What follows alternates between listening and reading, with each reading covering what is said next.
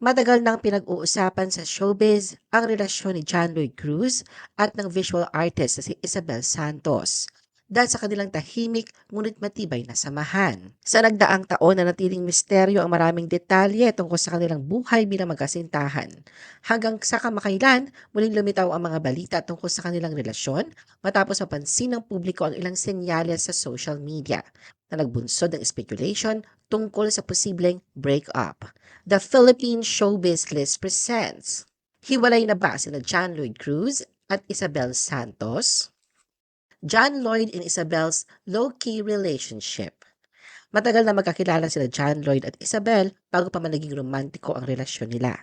Ayon kay John Lloyd, nakilala niya si Isabel sa art gallery ng pamilya nito habang siya nakahito sa showbiz at nag-explore ng art. Matatandaan ng November 2021 ang unang maiulat ang espesyal na ugnayan nila na kalaunan ay kinumpirma rin ni John Lloyd.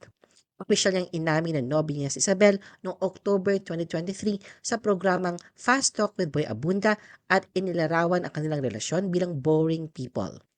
Binanggit din ni John Lloyd na dahil kay Isabel, nagkaroon siya ng mas malalim na pananaw tungkol sa kasal. Nakikita niya raw na natural at simple ang paraan ni Isabel sa mga ganitong bagay at may kakayahan siyang maimpluwensyahan at mahubog ang iniisip at sinasabi niya sa paraang mabuti.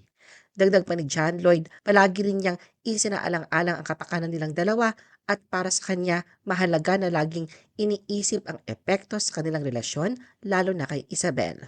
Matapos ang pag-aming ito, nagpakita sina John Lloyd at Isabel ng simpleng lifestyle at pribadong relasyon, hindi gaya ng typical na showbiz couples. Tahimik man, hindi may pagkakaila ang pagtatangi nila sa isa't isa. Noong nakaraang taon na silayan ng ilan sa kanilang public appearances at bonding moments. Hindi din dingid sa kaalaman ng iba na malapit si Isabel sa anak ni John Lloyd na si Ilyas, base sa mga litrato na ipinakita ni Isabel o kaya ni John Lloyd kung saan magkakasama silang tatlo. Isa nga sa tagpong ito ay binahagi ni John Lloyd sa kanyang Instagram noong June 13, 2025. Ipinost niya ang black and white photo niya kasama sina Isabel at Ilyas.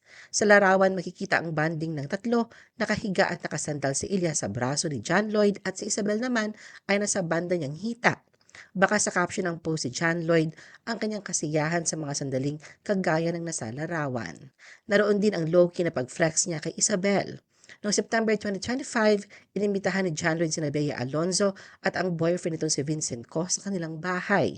Dito ay binanggit ni John Lloyd na masarap daw kasing magluto si Isabel kaya nais niyang sa bahay sila magkita-kita. John Lloyd attended Elias's piano recital with Isabel.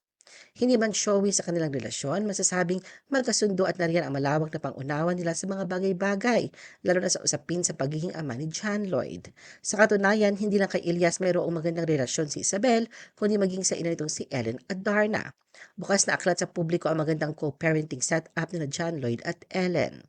Isa sa pinakamahalagang public appearance nila ay ang piano recital ni Ilyas noong December 14, 2025. Naroon sina John Lloyd, Isabel at Ellen.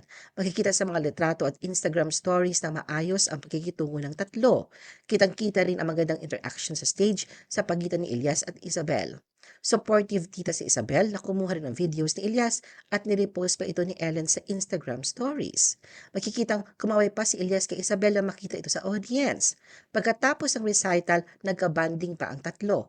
May mga kuhang larawan kung saan magkasama sina John Lloyd, Isabel at Ellen, kasama ang ibang mga kaibigan. The rumored breakup. Dahil sa nanatiling pribado ang maraming detalye sa relasyon ni John Lloyd at Isabel, ito ang dahilan kung bakit bawat kilos nila sa social media at sa publiko ay madaling napapansin. Kamakailan nga bigla nagkaroon ng isyo ang mapayapa nilang relasyon. Nitong Miyerkules, January 14, 2026, biglang naging hot topic kung kumusta na ang lagay ng kanilang samahan matapos mapansin ng netizens na naka-unfollow na ang dalawa sa isa't isa. Kaya naman, nariyan ang tanong kung may pinagdaraan ng problema sina John Lloyd at Isabel o nagwakas na ang pagmamahalan ng dalawa na siyang kalimitang duda kapag hindi na social media followers ng isa't isa ang magkakarelasyon. Kaya naman marami sa mga netizens ang nais malaman ang katotohanan patungkol sa tunay na nangyari sa dalawa. Ganun pa man sa kabila ng nilalabasang chismis, may ilang netizens at ulat naman nagsasabing going strong pa din ang relasyon ni John Lloyd at Isabel. Lingid sa kaalaman ng marami na ang main Instagram account ni John Lloyd na may handle na @Damsite Gallery. Bagamat hindi na sila nag-follow sa kanilang main Instagram accounts, makikita pa rin na sinusundan nila ang isa't isa sa account na ito. Sinasabing mas active si John Lloyd rito kaysa sa unang nabanggit na account.